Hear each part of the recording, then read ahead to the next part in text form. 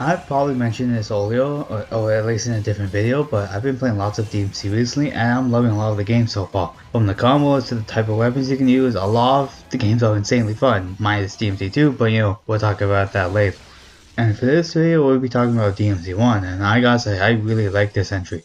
I've heard some things saying that people don't like it because, it's clunky and it's not aged right, but I honestly really disagree with that. I know this was released back in like 2001, but I will admit, after getting used to it for a bit, it's really well done, and I think it's actually a really solid entry. And again, it's not DMC 2, and trust me, next video, or like whenever I make that, we'll talk about that one.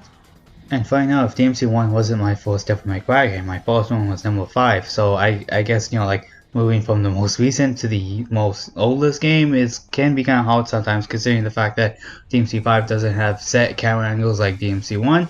But, I did eventually get used to it because, I played it, the whole game. And then, I guess after some time you can get used to it. But let's get into the actual video right now. And this game is actually going to be over the top considering the fact that the game literally starts with Trish, I guess a kind of companion to Dante for this game, basically busting into a shop and beating him up until Dante stops that. And honestly, it's a decent hook into the game, and it's a over the top one, yeah, but it's something at least. And then the game basically starts with saying Trish and you gotta go kill Mundus at an island, and then you go and do that, and then that's the entire plot. It's not much, it just quickly gets in the game, and then you can go start playing. But the gameplay of this game is actually really nice after you get used to it, as I said numerous times before.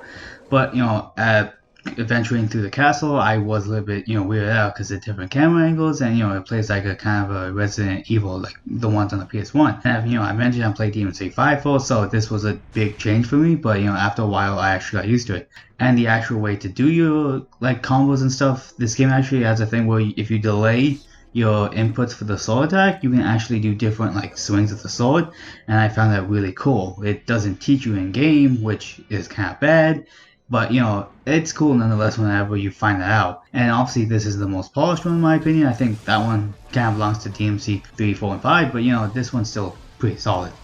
Another good point that goes toward this game is the upgrade system. You use red orbs to actually get new skills for your sword and other weapons you get later on, like Ifrit. There's also health upgrades and double trigger upgrades, which is a special form to Dante. And the other games actually have done this a lot better because they have a lot more like skills in them. But this one was the first one, and I think it still works here fine.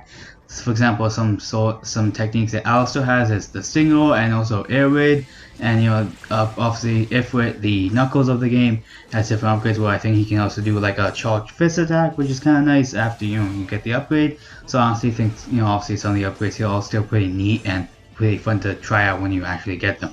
And despite being an early PS2 game, I think the environments in this game look really good. Like, I know it's not Final Fantasy X level, but like they still look really nice. The outside of the castle looks kind of nice from the angle that you get to see it from, but the inside, that honestly I think looks amazing. And I'm actually playing the HD Pro on the PS4, and honestly I can say that even though some parts look really nice in 1080p. And this can actually apply to the demon models. I think a lot of them look really nice, and despite the fact that some of them being puppets, I think they did a good job on these. I think these, like the DMC1 demons, they're probably some of the best designed demons in my opinion. And just a small note, I actually really like the battle theme and the boss music, and I think that whenever the music actually does play, I think it's really good. And even when you're like just adventuring around the castle, I even think that theme is really nice too. But more or less, I still think that DMC1 holds up in the gameplay aspect, and it's a nice game to play, but obviously as all games, it's got some problems, and I think in this case it's kind of noticeable since it's like it's the first one in the series, so obviously they had to work out some stuff. And one of the things I think that wasn't handled too well was the character models. And I know I praised the demon models for looking really nice, but I think like Dante and Trish, and somewhat I guess Neo Angelo, because I count him as a human since he is technically Virgil, but like controlled, I don't think they look all too good. I think Dante's hair looks really weird, but other than that, I think most of them just don't really look. I think Dante's hair looks the worst out of like all of them, but a lot of them don't really look all that nice, other than the demon. Speaking of the characters, I just want to touch on the voice acting real quick, and honestly, I don't really like the voice acting in DMC1. I think it's kind of lifeless and kind of cringy sometimes, and there's also the infamous Aurelio Dark Soul with Light scene near the end, and I don't really think it was handled all too well in this game, but obviously later on they had done a better job of it, but this one, not that good. Then there was also the changing camera angles, and actually if you don't know, this was supposed to be a version of Resident Evil 4, but then it got changed into DMC1 because the director thought that it didn't feel like a Resident Evil game, so obviously he changed it into DMC1. And it actually took the changing camera angles, and I could say it can get kind of weird. Like for example, if you're moving up and then the camera changes, and then now you're moving back down because the analog stick is in a different direction, and now you're just all disoriented. Obviously this is annoying at first, it was for me, but after some time you can get used to it. But other than those flaws, I still love DMC1, and I honestly still think it's a solid entry, and it's probably one of my favorite ones other than DMC3. But I can actually still understand why some people might find the gameplay clunky and just to be confusing in general. I did too at the start, so don't worry, you'll probably get used to it later.